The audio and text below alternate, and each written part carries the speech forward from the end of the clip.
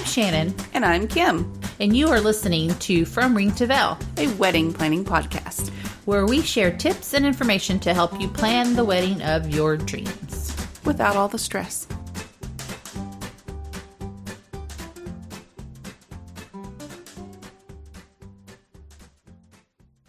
Asian Pacific Island Weddings, episode number 118. Please subscribe to From Ring to Veil anywhere you listen to podcasts. If we aren't there, let us know. We want to be there. Today we have with us guest host Rebecca Grant. Rebecca began her wedding planning career on the island of Oahu. She has planned weddings in Oahu, Maui, Portland, and the greater Seattle area. So lucky to go to Hawaii. How fun. Rebecca is seen as the premier authority on Asian wedding customs within the Seattle market. She is here today to give us a little insight into the Asian Pacific Island weddings. Welcome. Thank you for having me. I'm very excited about this because I know nothing about Asian Pacific Island weddings. Only what you see on like TV. Yeah. Right. Yeah. Yeah. So. They're really unique and just such an honor to be a part of because as Caucasian, you know, myself, I really don't have any customs that are thrown into weddings. And so having been a part of it on Oahu and both here in Seattle has been kind of an honor and privilege to be a part of and just creates a lot more fun and cultural pieces that we get to be a witness to. I mean, we have a lot of traditions, but not really customs. No, not at all. And it's a lot of the time it comes from the family lineage or it comes from the area of Asia that the couple is from. And so it's really great to be a part of. Awesome. Yeah. So tell us about your journey and how you started doing the Asian and Pacific Island weddings. Well, as most people know, if they know anything about my background, and as you mentioned, I did live on Oahu for 5 years, and I went there specifically to go to school for wedding planning. And so as I enrolled in University of Hawaii Travel Industry Management program at University of Hawaii, Manoa, I ended up finding a wedding planner who was looking for a day of assistant. And so I interviewed with her and totally hit it off. She's still my mentor to this day. She still lives in Hawaii, and I get to go back and see her every once in a while.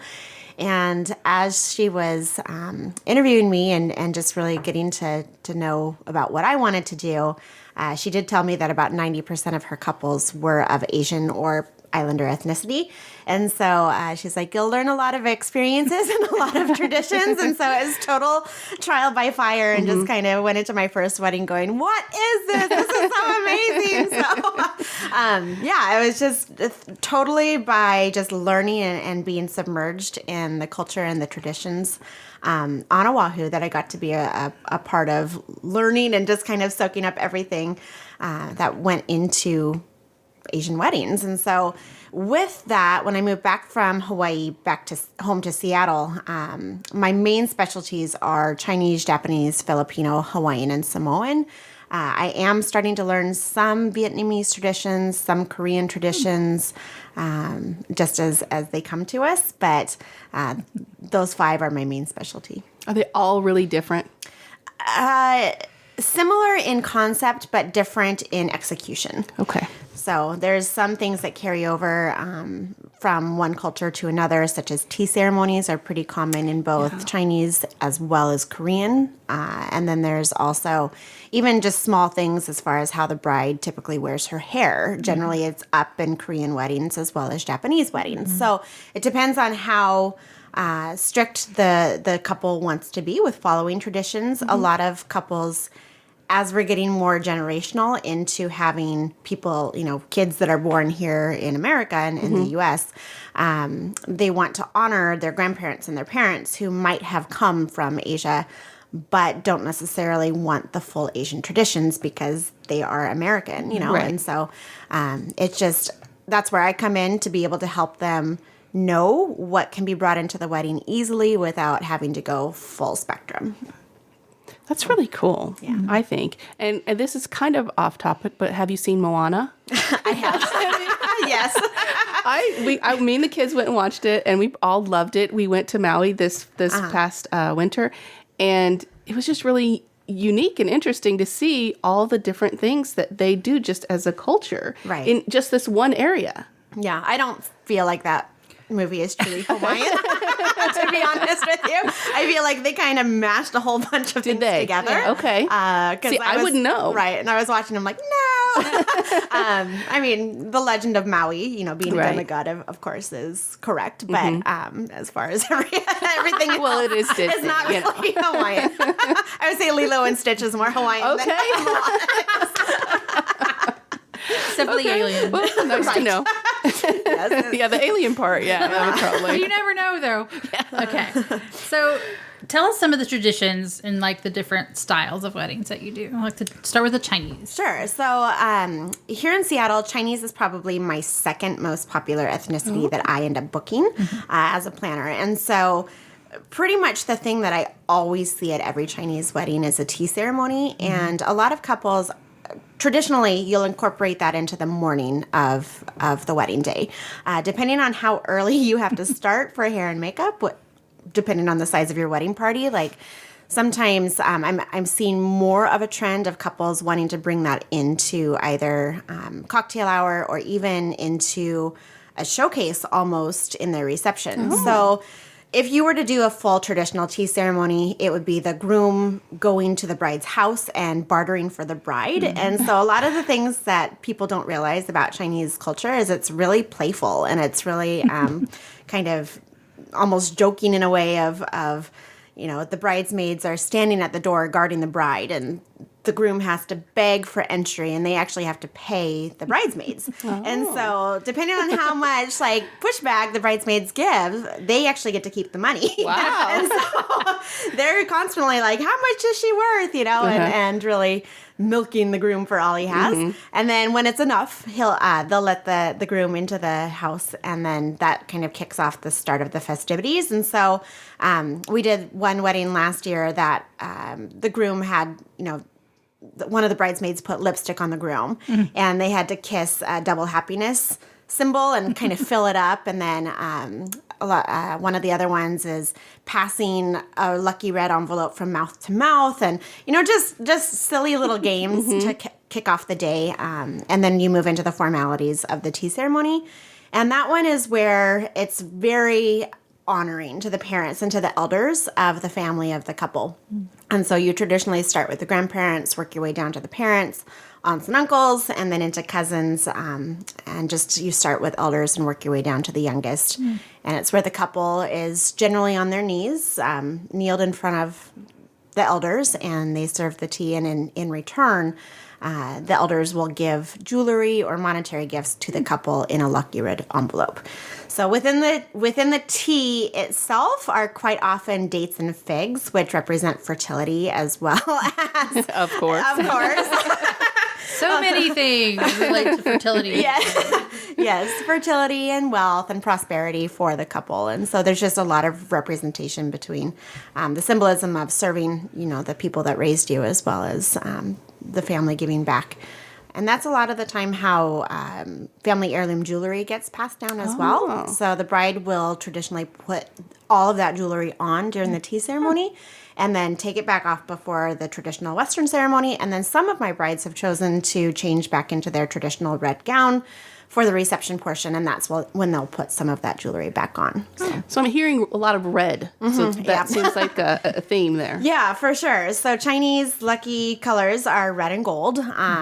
We are incorporating some of that. Of course, red and gold doesn't necessarily lend itself to a beautiful wedding color palette. Right. So bringing in the red in some of the florals, but also mixing that with burgundies and pinks and purples and some of the greenery to kind of soften that up, but still get that traditional red, bold color. Now, on the opposite spectrum, Chinese weddings don't do white. So depending on how traditional, again, you want to go, it will carry over from everything from imitation suite into the flowers into if the bride wears a traditional Western gown. So white is quite often thought of as a death color in Chinese custom, and it's used for funerals. And so since weddings are a celebration, you don't want to bring in the white. Yeah, that makes sense. Yeah. They probably think, what are those Americans doing? Exactly. Yeah. And then something else that's also generally seen in Chinese weddings is the double happiness symbol. And that's the only time that symbol is used is on wedding day. And it's an exact mimic up from one side to another, and it's just to represent two people becoming one. And so I've seen My it. favorite symbol. I have a tattoo of it on my ankle. Oh, nice. Yeah. So you totally know what it means. Yeah. So sometimes that'll be put on like the brides and the bridesmaids store when they're getting ready. I've seen it used as a cake topper. Oh, that's cute. Used it on an invitation clasp, just different ways to bring it in here and there without it being overtly in your face. Awesome. Yeah. Okay, so let's go to the Japanese weddings. Okay. Tell us about So Japanese weddings are getting, unfortunately, a little bit more and more westernized. When I lived in Hawaii, I saw a lot more traditional Japanese weddings just because of the geographic, nature from Hawaii to Japan. But if you see a traditional kimono, worn by a Japanese bride, consider yourself very, very lucky. They are incredibly expensive, made of fine silk. The threads are gold quite often, and so it's like real gold. Real gold thread. Wow. Yeah, that is used as an embellishment to the kimono, and of course it takes a long time to get into because you have to tie it just right and you have to wrap it just right. And don't ask me to do that. I don't know how. I was going to say, do you know how to do that? No, not at all. But if you ever are privileged enough to see one, you are very, very lucky because most brides are opting to go toward a Western gown. Gotcha. And then as far as other traditions in the Japanese culture, we're seeing a lot of, there's traditionally a sake toast. So depending on your venue, you need to be sure that sake is allowed and that, it's okay to have that toasted. And then most often the couple will go table to table, and it's very important for them to honor their guests. That's a huge part of the Japanese culture. And so we want to be sure that there is time allotted for that on the timeline as a portion of the reception. And even in very traditional Japanese weddings, they will actually light a candle with each of their guests at that table. And it's just to represent light of the newlyweds and just, again, honoring and thanking their guests for coming. And more so in Hawaii than here. But we would also quite often see Japanese money envelopes brought to the family. And I don't know if you've ever seen them or not, but they're very intricate, like handmade paper. They have beautiful ties and embellishments on them. And that's given as a gift to the father of the bride for hosting them for the wedding. Mm-hmm. However, in return, that money, half of that money is used to go back toward the guests. And so the family will then, in turn, buy something for the guests and give it back to them. So it's very much of a thank you so much for coming, but we want to honor you for being here type of mentality. Okay, I guess maybe that's kind of like a favor, yeah, right? Exactly. Yes, and some of the couples do opt to, use that money for favors and, Yeah, little thank yous. Exactly. So in Japanese custom, one of the biggest things that is always brought into a wedding is the 1001 cranes. And so these are paper cranes that are folded by the couple as well as family members. And I'm sure you can imagine folding 1001 origami cranes, right? It's very tedious and very time consuming. So again, it's all about symbolism to showcase to the couple, we honor you, we care about you, we want longevity in your marriage. So instead of being married for 1,000 years, we want you to be married for 1,001 years, so that's the Japanese cranes. And most of our brides will incorporate that into the backdrop of their ceremony. Sometimes they'll be pressed into a frame, and that will sometimes be used as a guest book option. Feel very honored and privileged that one of my brides actually gifted me her cranes, which I have since used in quite a few wedding shows just to be able to showcase that tradition. Because they're not only just so beautiful, but they also just have so much symbolism and care for them. So that's really cool. Yeah. And now, with the Chinese, there was a lot of red. You don't want to wear white because white represents death. In the Japanese, completely opposite. Yes. Yes. So white is a symbol of purity. And so that is actually carried through in a lot of their decor. They tend to like it very clean and very simple, very neutral colors and very crisp. So you'll see a lot of orchids brought into that. You'll see a lot of white brought into the invitation suite, into the decor, into the gowns. Some grooms will even opt to wear white tuxedos in Japanese weddings. Something else that Japanese couples do is they'll actually go throughout the world on photo shoots in wedding attire, and they'll travel with a photographer and go get photo books made of them in different parts of the world wearing a gown and a tuxedo, and then they'll incorporate that into a book for a guest book. Wow. That is so fun. Yeah. It's pretty I'd love to do that. I don't know about the wedding attire, but Travel the world. I don't care if I have to wear wedding attire. Exactly. Another culture that you plan is Filipino weddings. Correct. And in Seattle, actually, that's our number one couple that we end up booking. So about, I would say 60% of our weddings are Filipino. And if I could be reincarnated, I would be a Filipino bride. I love Filipino weddings. They are hands down one of my favorite specialties to do. And the reason being is I have yet to meet a Filipino couple that is uptight or that their families aren't just so welcoming. I've been adopted into many Filipino families. They're just totally okay with me. Their food is amazing and their culture is just great. So their culture is like multifaceted though, from like the Spaniards and on down. So. Exactly. So they have a lot of influences, and most of the Filipino wedding ceremonies are Catholic because of that Spanish influence. And so within the ceremony itself, you'll traditionally see a groom in what's called a barong, which is made of, it's a shirt made of pineapple fibers with intricate detail on the front of it. And so something that florists should be aware of is you want to be sure that the boutonnieres are not too heavy because it is a thin fiber and you don't want to tear it. So just making sure that, everything incorporated into the wedding lends itself to that tradition. And also with the Catholic ceremony and being Filipino, you generally will have what are called sponsors, and those are sometimes aunts, uncles, cousins that carry out the traditions of a cord, veil, coin, and Bible. And so with Filipino weddings, I think the max I've ever had to get down the aisle was 45 people. Oh my goodness. It took a half an hour to get everyone down the aisle. Because you again honor your elders by having them featured. One of the things that you should be aware of Filipinos is they love to be recognized. They love to be the center of attention. And so a lot of the times the couple will ask, again, aunts, uncles, cousins to be their sponsors and not necessarily a part of the wedding party, but just somebody that walks down in front of the bride and groom. And with the recognition, normally you will have a program most often in Filipino weddings or a board of telling who's who, just to, again, showcase that to the rest of the guests. Something else that's incorporated into Filipino weddings, the bride will give Mother Mary her bouquet on the way out as, again, just a recognition of their faith and of honoring the church as well. And sometimes that's given as a gift to Mother Mary and the church. Are they traditionally white? Or the bride's bouquet? Yeah, so Filipino customs within the florals are traditionally white for the bride. Filipino receptions in the florals are very colorful.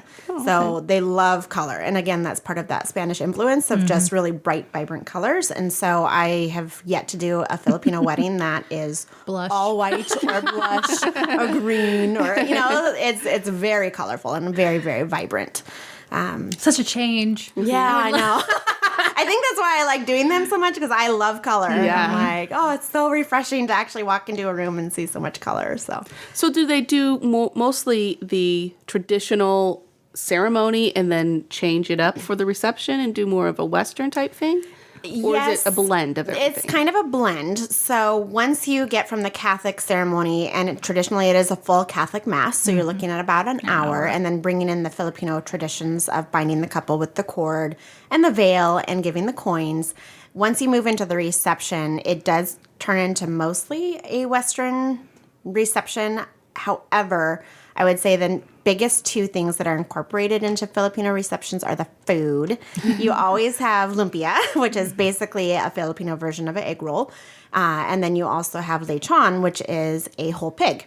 And so if the catering can't do that on site, there are a lot of Filipino restaurants here in Seattle that can actually cater to that.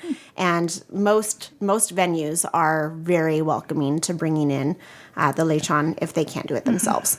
And whoever gets to go home with the head is very happy. Okay. Yeah, and the number two thing that's always brought into reception is the money dance. And so that will be most often the bride or groom dancing with their guests and having money pinned onto their tuxedo or gown. And I have seen some weddings where it's actually tucked in instead of pinned, and the groom has to get it out with his mouth. So a little, Kind of like the garter thing. Exactly. So, and that tradition is dying, thank goodness. So, and then of course the couple gets to go home with any of the money that is donated to them. But guests are prepared for it. Like they come with crowns, they come with leis, like full on origami money folding, and they're ready to go. Like they know. So in Hawaii, especially, I'll quite often have to guard the dance floor for Filipino weddings if the couple wants to have a first dance, because most people will think that that's start of their money dance, and then they miss out on having the photos for their first dance. So yeah. So we want to make sure that those two are separate because they are ready to get in there and pass the money. They are ready. I have even had one bride get a square for her iPhone and take credit card payments. So it can go pretty big. Wow, that's some forethought. Yes, crazy. Yes, it is. All right, so let's move on to the Hawaiian weddings. I'm excited about this. I want to know.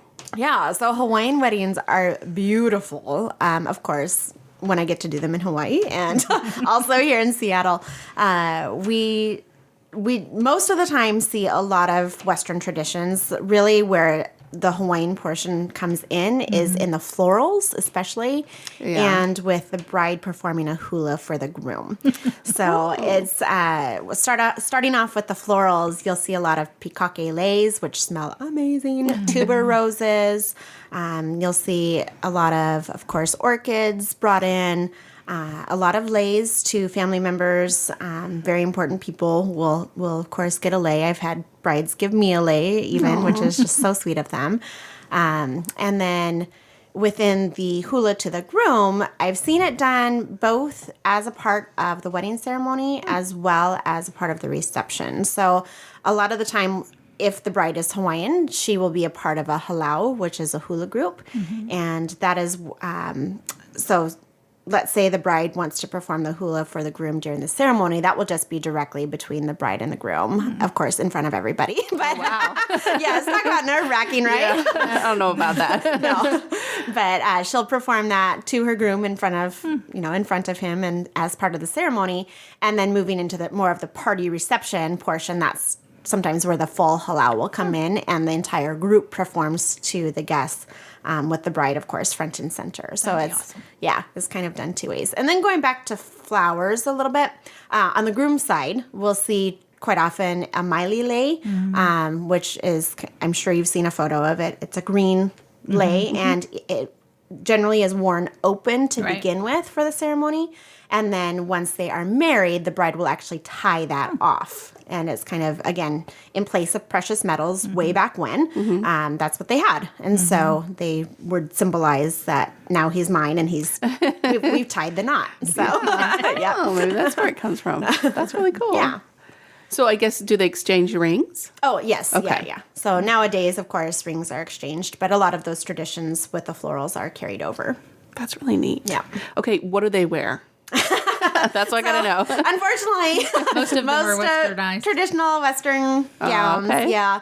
I really haven't seen anything besides the hair pieces that are different. Unfortunately, so a lot of the brides will opt for either a floral crown or just a singular hair piece in a tropical flower. Okay, and now do they do it move it from one side to the other type thing? Because I know Right. if one side means you're married, one side. Right. That's a great call I don't out, know which actually. side, but. So the right side is traditionally single, and for a wedding ceremony, they'll actually wear it on the left because you wear it on the left even if you're taken. Okay. So if you're dating somebody or if you're engaged, and then, of course, leading up into and through marriage, you would wear it on the left-hand side. If you're single and ready to mingle, that goes on the right-hand side.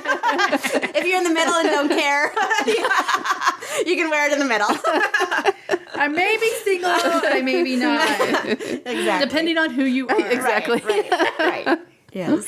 So you said they do the traditional hula dance during their ceremony. So they're in a traditional wedding dress. That's kind of cumbersome to me. Yeah, for sure.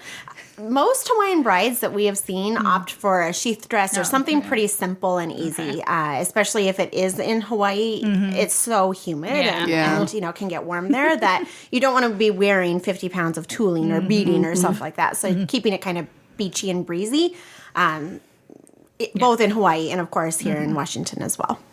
Cool. Yeah. Now, okay, so it's a beachy thing, Hawaii and everything, but when they're married here, you can't really do beachy weddings, can you? No, but you can still carry over that theme. Okay. So you can still have, that more of a simple gown. Of course, the florals can be brought in as well. And then the food, of course, is also very, you have poke salmon, which is quite common, lomi lomi salmon as well. A lot of noodles, a lot of rice dishes, a lot of seafood are brought in to traditional Hawaiian weddings. But again, it's all about family. It's all about just being together. And really, I would say there's so much warmth and love in Hawaiian weddings that's the part that I love being a part of. Yeah. When you're planning weddings, do you have specific vendors that you use that work specifically with these Asian and Pacific Island weddings? That's a great question. So here in Seattle, we do have the benefit of having a lot of Asian vendors. I have yet to find a Chinese-speaking officiant or DJ. If you're out there, call me. I really... most of the time, the couples are open to using whoever we recommend. However, if there's that specific need of a Cantonese-speaking photographer or videographer, they are out there, and we are able to connect with them and use them. It also carries over into cakes as well. A lot of Asian couples don't care for really sweet cakes, and so we use a lot that are in the international district or even specialty bakers that do cater more toward the Asian flavor palette. But depending on what their needs are, like I said, most of the couples will kind of trust which way we want to take them.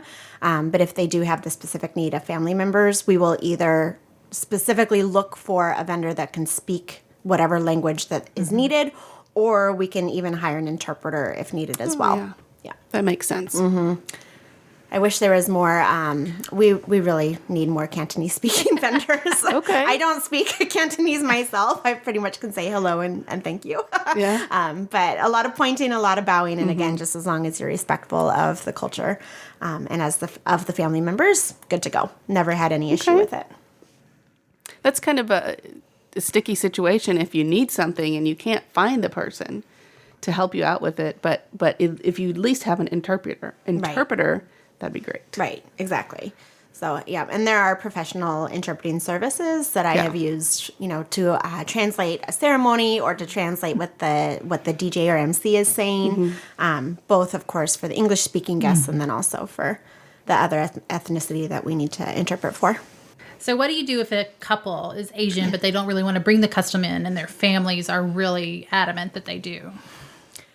That is a great question and kind of a sticky situation at times because a lot of the times the parents are paying for it and the couple kind of gets caught in the middle. So I'll ask them if they're open to bringing in any portion of it. So let's just take Chinese, for instance. So if they don't want to bring in anything into the actual day, I'll sometimes recommend that they do the tea ceremony in the morning because then the entire day is theirs. Right. But they've gotten that tea ceremony out of the way. It's honored the parents and they're happy. Right. If they don't want literally anything, that's a lot of family dynamics that the couple has to deal with. You deal with that. Exactly. I'll just plan. Yes, exactly. So, of course, being respectful. And when parents see me, again, being Caucasian, they don't know that I know as much as I do. Right. And so just really putting them at ease, like, I got you.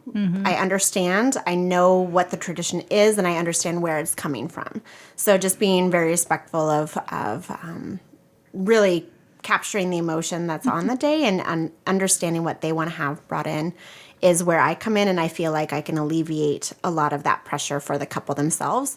And I can be that buffer point of, I talked with the couple and they really would just really like to stick with this tradition. So this is going to be that portion of the day, and then we're going to move on from there. I just want to talk about the desserts.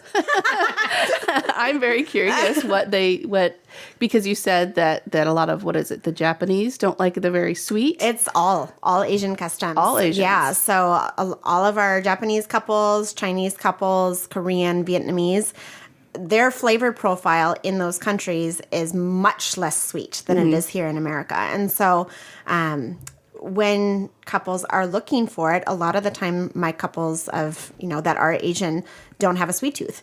And I wish that was my problem. Yeah. No, me too. Amen, sister. Yes. But when we go to our cake tastings, I will forewarn the baker, this is one of my Chinese couples or one of my Japanese couples, and they'll tone down the sugar. So they'll either use an agave nectar as a sweetener or some sort of other natural sweetener where it's not pure sugar. Right. And even when you talk about if the couple does want a traditional wedding cake, a lot of the time they'll choose a buttercream over a fondant because it is a little bit less sugary, but you can also tone down the sugar in the buttercream. And sometimes, they'll choose like a mochi or a green tea cake flavor or something that's a little bit not quite as chocolate or vanilla or strawberry, type of thing where their flavors are brought in. Some of my Hawaiian couples will opt to bring in haupia, which is a coconut kind of pudding dessert, just something that's specific to them. I've also brought in malazadas, which are basically a Hawaiian donut, way better than a donut. But there are Hawaiian restaurants here in Seattle that will make the dough for you. And of course, talk with your venue, make sure it's okay to bring that in.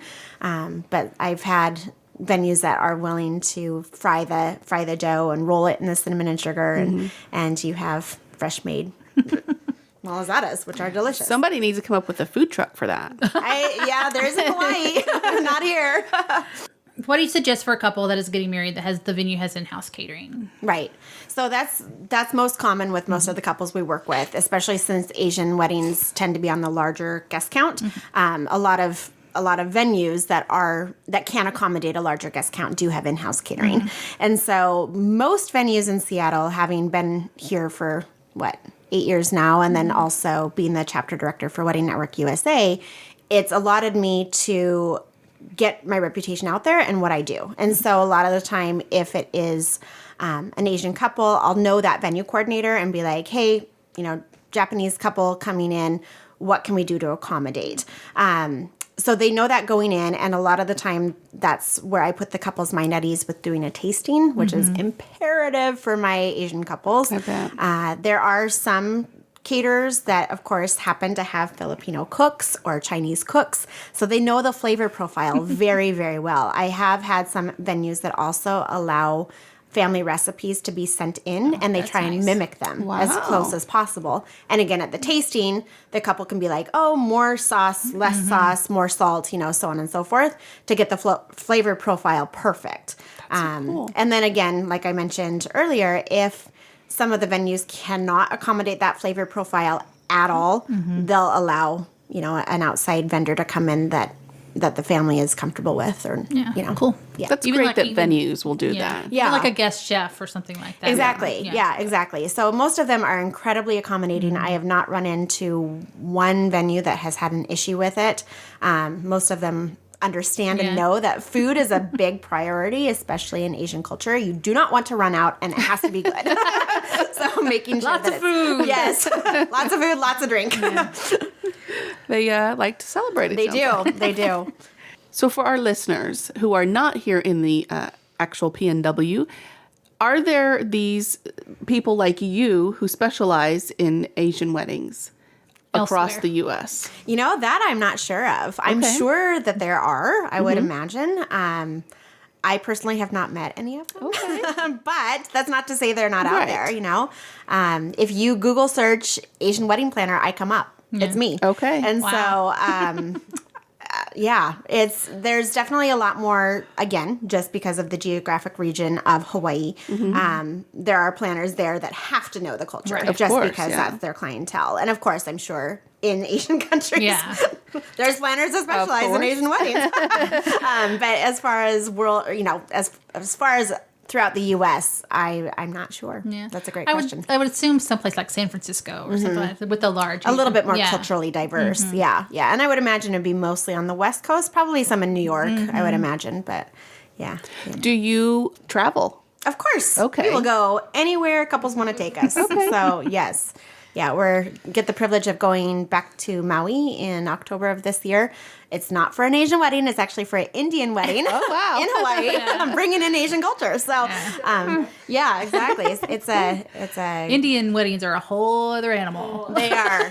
Yeah, they are for sure. But yeah, we will travel anywhere couples want to take us, and we would be honored to, because it's truly my passion and my love, and I just adore being a part of it. And I used to do, when I didn't have my office space here in Kirkland, I used to do consultations for Asian couples that didn't know what traditions to incorporate into their wedding. And so we would meet at a Starbucks, and I'd be sitting there telling them, okay, you want to bring in XYZ into your wedding day. If you want to go beyond that, you can do, this much more.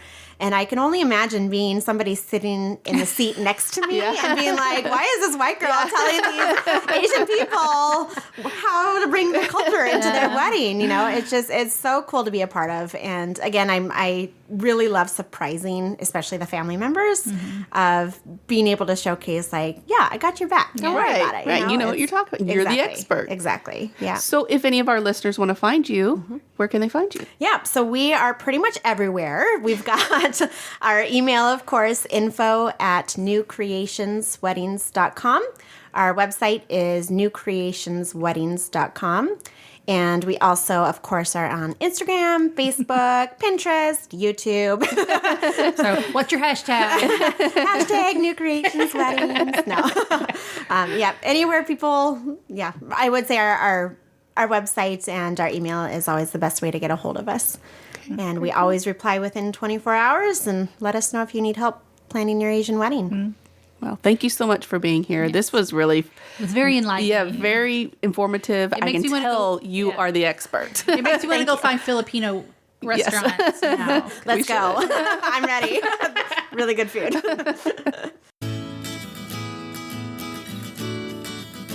There's an annual bridal expo coming up on May 7th, 2017. It's from 1 to 5 p.m. and it's free. The Rustic Bride Northwest Expo will be at Dairyland near downtown Snohomish. There will be a variety of local rustic wedding professionals such as photographers, planners, florists, caterers, and other unique rustic-themed vendors. The expo will be full of ideas, inspiration, and expertise that will make your wedding come together beautifully. Come and hang out with us because we're going to be there too on May 7th for all the rustic. Plus, for the men, there's a bonfire, beer tasting, and live music. Go to fromringtoveil.com/RBNW to RSVP. It's so funny when we do these shows because after these shows, I want to do that. Yeah.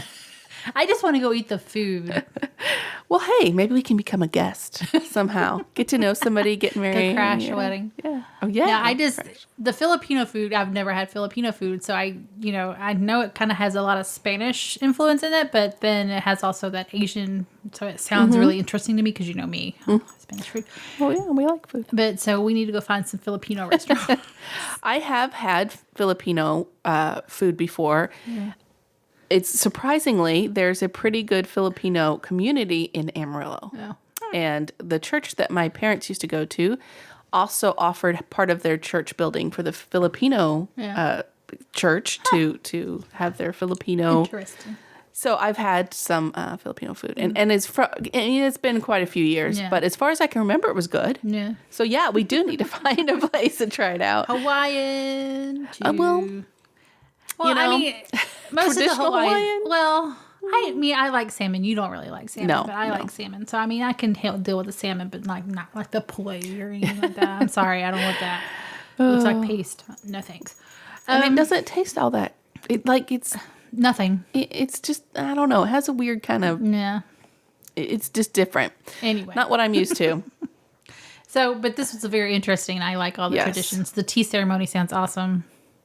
So. Just, it seems like there's a lot of honor in all of these traditions, where in the traditional wedding, Western wedding, there's not a lot of honoring anybody but yourself. It's all about me. It's just, yeah, exactly. It's all about the bride. It's about the bride for our weddings here. And it's just interesting that they would take so much time out of their day and ceremony to honor their parents and grandparents and, Anybody of honor. Yeah, uncles, cousins even. That's just crazy.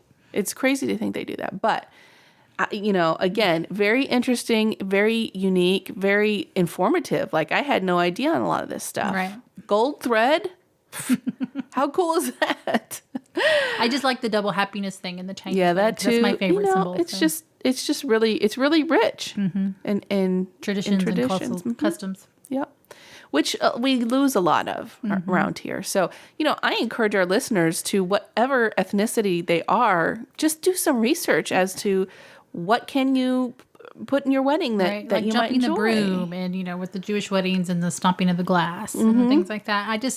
You need to embrace your culture and things like that. Me, I've been a Texas gal all my life, so I don't really know, Well, like barbecue. we had that. So, it's just.